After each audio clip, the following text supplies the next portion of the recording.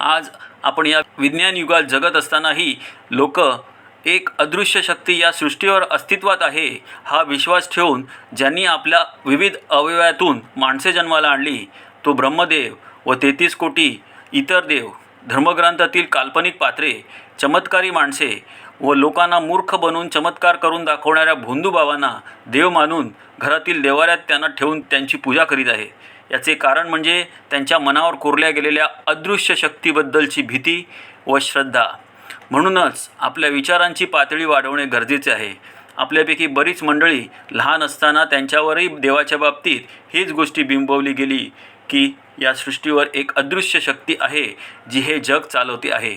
परंतु विज्ञानाने हे स्पष्ट केले आहे की या सृष्टीची रचना ही एका भौतिकशास्त्राच्या नियमांच्या आधारेच झालेली आहे व या जगात देव नावाची कोणतीच अदृश्य शक्ती अस्तित्वात नाही। या पृथ्वीवर जीवन कसे निर्माण झाले या संबंधीचा व्हिडिओ या अगोदरच माझ्या चॅनलवर प्रसारित झालेला आहे। त्याची लिंक मी डिस्क्रिप्शनमध्ये देत आहे। आपण जर तो पाहिला नसेल तर तो नक्की पहा।